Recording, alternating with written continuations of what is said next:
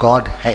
मैं हमेशा कहता हूं कि जीसस ने जो कुछ बोला है वो भी अगर हम देखेंगे तो उससे हम इस नतीजे पर पहुंचेंगे कि सिर्फ गॉड ही बोल सकता है ऐसा, और यही मेरी आपके पास कैफियत है। Thank you. We may have the question for Swami ji from sister's side. Swami ji, ब्रह्म सूत्र में एक ही खुदा के बारे में कहा है, तो फिर हिंदू 33 मिलियन खुदाओं को क्यों मानते हैं? भाई इसमें गलती क्या है? आपके लिए अपना खुदा हो सकता है individual. Where is wrong? Where is the problem? एक मैं थोड़ा सा ये बोलता हूँ, एक कि दो व्यक्ति थे, ये दोनों व्यक्ति पहले अच्छे थे, बाद में उनके दिमाग में कुछ गड़बड़ी हो गई and they were admitted to lunatic asylum. तो दोनों बात कर रहे थे, दोनों बड़े चिंतक थे, फिलोसोफर्स थे। उन्होंने कहा, एक ने दूसरे से कहा, देखो मित्र, ये सारी दुनिया पागलों से भरी हुई है, whole world is full of lunatics. फिर थोड़ा रुकता है, बाद में कहता है, लेकिन हम दो ही केवल ठीक है, हमारे दोनों के दिमाग केवल ठीक है। और उसके बाद और रुकता है और बोलता है, but I have doubt about you also. प्रत्येक व्यक्ति सोच रहा है कि मैं केवल दिमाग मेरा ठिकाने पर है और बाकी सारे संसार के लोग पागल हैं। इसका अर्थ क्या है, ये शायद आप सयाने लोग समझ गए होंगे। हम किस विषय पर यहां बात करने के लिए पधारे हैं?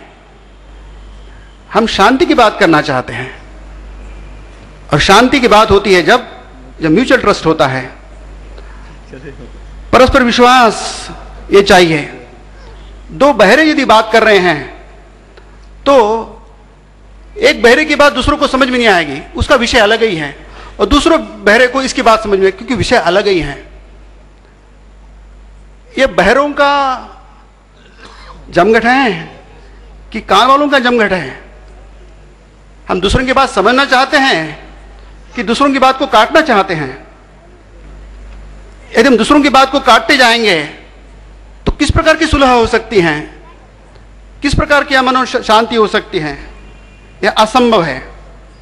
इसलिए जो पांडे जी ने क्वेश्चन किया था, राधेश्याम पांडे जी ने, मुझे दुख है कि ब्रदर इलियास उसको समझे ही नहीं है, प्रश्न को समझ ही नहीं रहे। वो प्रश्न को समझना पड़ेगा, विषय को समझना पड़ेगा। एक किसी प्रकार का fanaticism, bigotry, one sidedness is very bad and that is creating problem everywhere. This bigotry that the demons, Swami ji कहते, स्वामी विवेकानंद जी कहते हैं, यदि ये नहीं होते तो शायद संसार कितना सुखी हो जाता। आपका जो विश्वास है इसको आप रखिए, हम उसकी कदर करते हैं, उसकी इज्जत करते हैं, उसका सम्मान करते हैं, we like it, yes, have that. You cannot understand your own scriptures, try to understand that and let the others understand their own scriptures, let them have their own faith. आपका जो विश्वास है आप उसको अपने पास रखिए, मेरा जो विश्वास है मेरे पास रखूंगा, हमारे जो बिशप जी है वो अपना विश्वास अपने पास रखिए। उसमें प्रॉब्लम क्या है? I don't understand.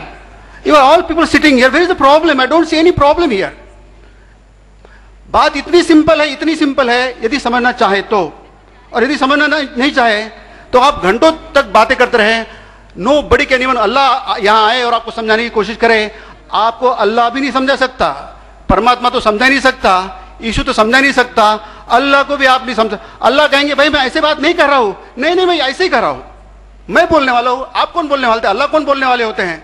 अल्लाह की बात समझाने के लिए अल्लाह की आवश्यकता नहीं, हम ही बोलना पड़ेगा। हम कौन होते हैं? दिस फैरिसीज एंड सैडुसीज जैसे इसमें कहा जाता है।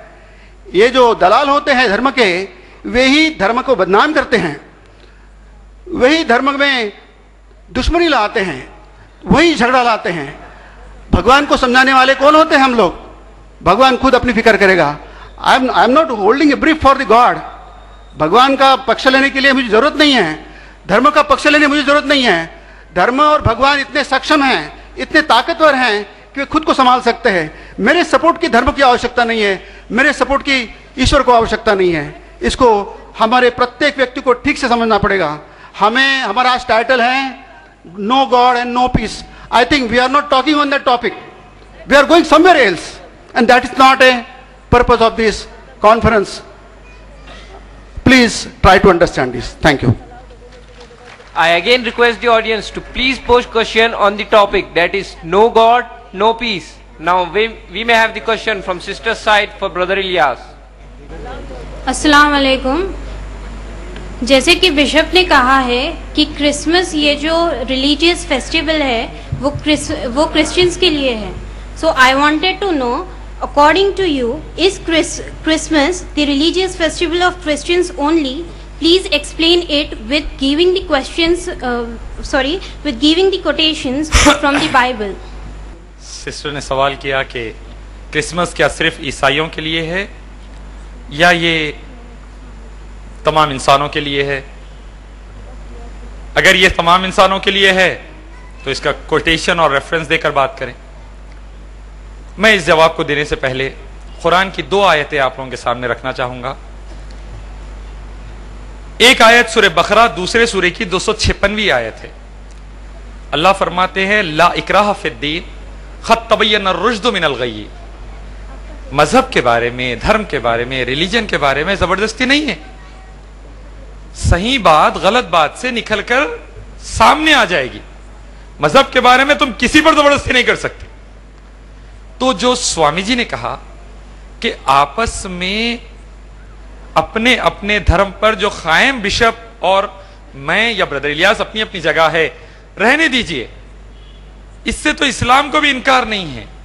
लेकिन जो सही बात मैं समझता हूं 2 और 2 4 वाली, वो रख तो सकता हूं मेरा पक्ष.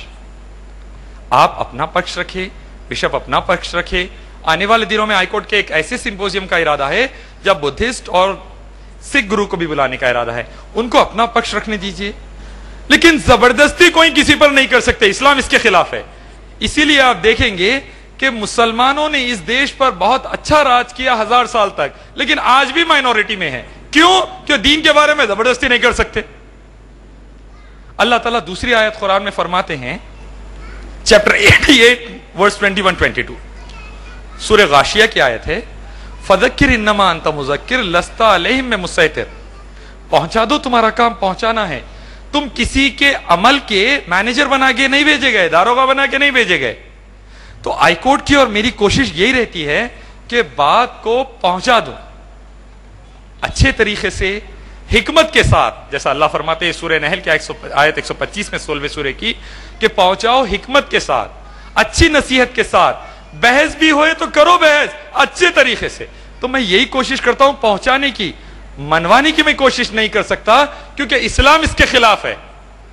राधे श्याम जी को मैंने यही पहुंचाने की कोशिश की. उनका सवाल सुनने के बाद अल्लाह का शुक्र है उन्हें जवाब समझ में भी आ गया. उन्होंने मेरा तोहफा भी कबूल कर लिया और शुक्रिया भी कह दिया.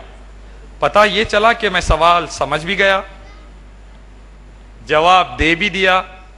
अपनी जिम्मेदारी जो अल्लाह ने मेरे कंधों पर रखी है अदा करने की टूटी फूटी कोशिश मैंने कर ली. मानना नहीं मानना राधे श्याम जी का और खुदा का, भगवान का, अल्लाह का मसला है. मेरा टेंशन नहीं है. वो हिदायत देने वाला तो सिर्फ अल्लाह है. मोहम्मद सल्लल्लाहु अलैहि वसल्लम भी हिदायत नहीं दे सकते. तो सीधे रास्ते पे लाना तो वो अल्लाह ही जाने, मुसलमान को या हिंदू को या ईसाई को. सीधे रास्ते पे तो अल्लाह ही ला सकते, लेकिन मेरा काम पहुंचाने का है.